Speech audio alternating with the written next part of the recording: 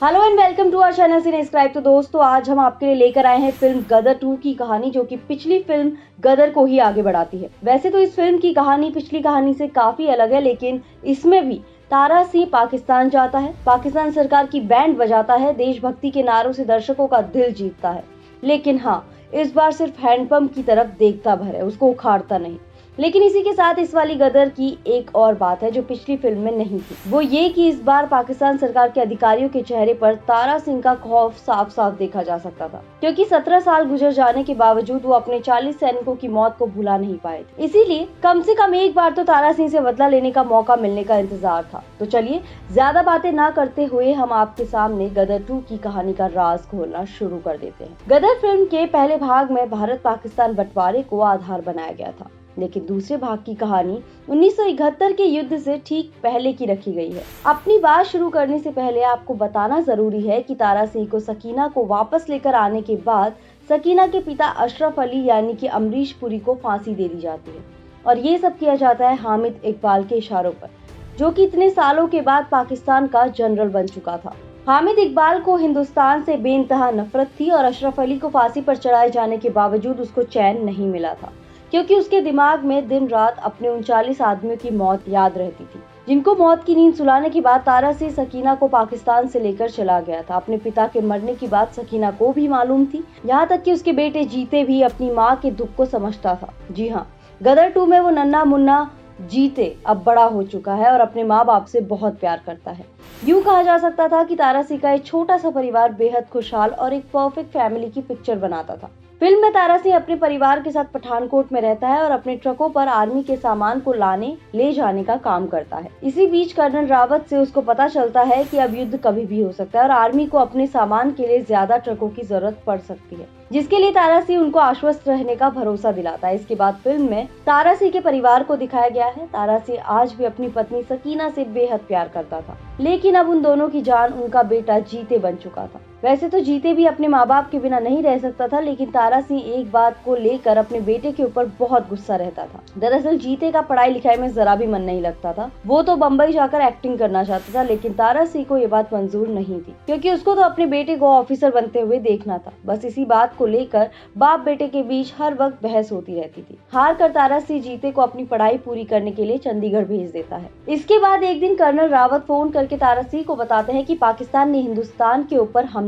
कर दिया था और हमारे सैनिकों तक गोला बारूद पहुंचाने के लिए उनको तारा सिंह की मदद चाहिए थी। तारा सिंह एक सेकंड की भी देर किए बिना युद्ध के मैदान में पहुंच जाता है और अपना काम शुरू कर देता है। यहाँ तक कि मौका मिलते ही वो दुश्मनों के सैनिकों को धूल चटाने से भी पीछे नहीं हटता। लेकिन इन सब में तारा सिंह के भी कुछ साथी मारे जाते हैं और तारा सिंह सहित कुछ का कोई पता ही नहीं चल पाता। अब यहाँ से जीते और सकीना का तारा सिंह को ढूंढने के लिए संघर्ष शुरू होता है। वो हर संभव इंसान और अधिकारी के पास जाकर तारा सिंह के बारे में पूछताछ करने की कोशिश करते हैं। अपने पति के बिना सकीना की तबीयत खराब होने लगती है। तभी कहीं से ये पता चलता है कि तारा सिंह और उसके साथी पाकिस्तान के कब्जे में आ चुके थे और इस वक्त वहां की कोर्ट लखपत जेल में बंद थे, जहां से उनका बाहर आना लगभग नामुमकिन था। जीते से अपनी मां की बिगड़ती हालत देखी नहीं जा रही थी। ऐसे में वो अपने पिता को वहां से वापस लाने के लिए पाकिस्तान जाने का फैसला करता है। जीते पाकिस्तान में पहुंच तो जाता है, लेकिन जल्दी ही ISI को उसके ऊपर शक हो जाता है। लेकिन वो लोग अभी भी जीते तक पहुंच नहीं पाए थे। पाकिस्तान में तारा सिंह का दोस्त गुल्लू जीते की मदद करता है और उसकी मदद से जीते को उस जगह पर बिरयानी बनाने की नौकरी मिल जाती है, जहां पर कोट लखपत जेल में हर रोज पहुंचाने के लिए बिरयानी तैयार की जाती थी। और ये सारा काम देखती थी मुस्कान को हिंदी फिल्में देखने का बहुत शौक था और वो राजेश खन्ना की दीवानी थी। जीते मुस्कान की इसी कमजोरी का फायदा उठाकर उसके करीब आ जाता है और मुस्कान उससे प्यार करने लगती है। लेकिन जीते की असलियत ज्यादा दिनों तक उससे छुपी नहीं रह पाती और फिर जीते भी उसको धोखे में रखने की कोशिश नहीं करता। लेकिन तब तक मुस्कान अपना दिल उसको दे चुकी थी। उसके बाद ईद के दिन जब जेल में खाना पहुंचाया जाता है तो खाना लेकर जाने वालों में जीते भी शामिल था। लेकिन वहां पहुंचकर जीते को पता लगता है कि असल में तारा सिंह तो उस जेल में था ही नहीं, पर तब तक जीते की पहचान का पता लगाया जा चुका था और हामिद इकबाल उसको पकड़ लेता है। वो जीते को बुरी तरह से टॉर्चर करता है, लेकिन जीते तारा सिंह का बेटा था, इसलिए उसकी आंखों में खौफ का नामो निशान भी नहीं था। दूसरी तरफ पठानकोट में तारा सिंह वापस लौट आया था। वो सकीना को अपने गायब हो जाने की कहानी बताता है कि किस तरह से जंग के दौरान वो बेहोश होकर नदी के बहाव के साथ बह गया था। उसके बाद वो कोमा में चला गया और फिर होश आते ही वो अपने घर वापस आ गया था। तारा सिंह की बातें सुनने के बाद सकीना उसको जीते के पाकिस्तान जाने के बारे बारे में सब कुछ बता देती है। तारा सिंह सकीना के साथ साथ घर के दूसरे लोगों के ऊपर भी बहुत नाराज होता है और फिर अपने बेटे को लाने के लिए खुद पाकिस्तान चला जाता है। पाकिस्तान पहुंचते ही वो गुल्लू से मिलता है, जिसकी पुलिस वालों ने मार मार कर हालत खराब कर दी थी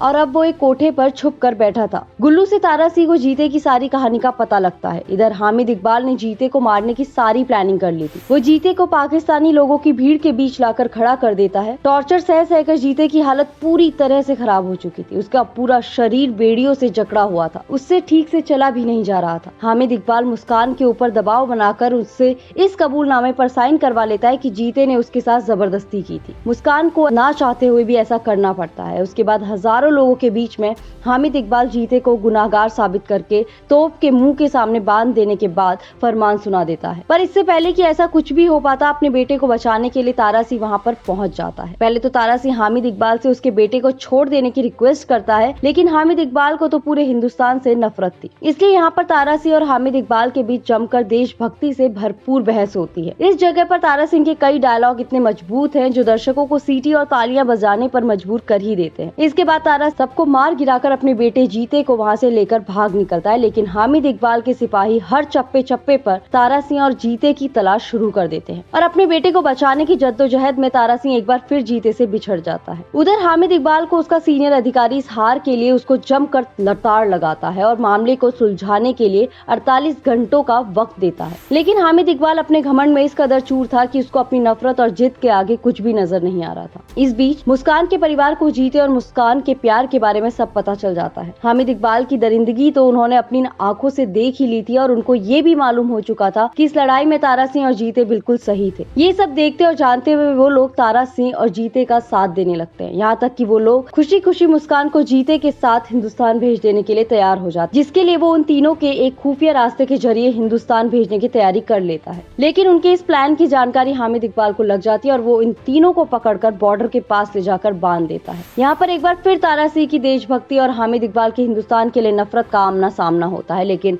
आखिरकार तारा सिंह का वो रूप सामने आ ही जाता है जिसका इंतजार इतनी देर से फिल्म देख रहे सभी दर्शकों को काफी देर से था। फिर क्या था, तारा सिंह पाकिस्तानी आर्मी के सिपाहियों को गाजर मूली की तरह निपटाना शुरू कर देता है, यहाँ तक कि वो हामिद इकबाल की कैद में बंद अपने बाकी के साथियों को भी छुड़ा लेता है। इसके बाद तारा सिंह और हामिद इकबाल और पाकिस्तानी आर्मी के सिपाहियों के बीच टैंक पर बॉर्डर की तरफ जाते हुए ही लड़ाई शुरू हो जाती है। वैसे तो तारा सिंह और जीते अपने दुश्मनों का सामना बहुत बहादुरी से करते हैं, लेकिन अंत में हामिद इकबाल उनको पकड़ ही लेता है। लेकिन फिर तुरंत ही हामिद इकबाल को पता लग जाता है कि वो हिंदुस्तानी सरजमीन पर खड़ा था, जहाँ पर वो किसी हिंदुस्तानी का कुछ नहीं बिगाड़ सकता था। लेकिन यहाँ पर कर्नल रावत पहले से ही उसका इंतजार करता हुआ मिल जाता है। कर्नल रावत हामिद का भाग्य तारा सिंह के ऊपर छोड़ देता है। इसके बाद तारा सिंह हामिद इकबाल को काफी बातें सुनाता है, फिर उसको खून से लथपथ हालत में वहीं छोड़कर जाने लगता है। लेकिन हामिद इकबाल अपनी आदत से बाज आने वाले लोगों में से नहीं था। एक बार फिर वो तारा सिंह पर उसके पीठ के पीछे से वार करने की कोशिश करता है, लेकिन यहाँ पर कर्नल रावत की गोलियां उसे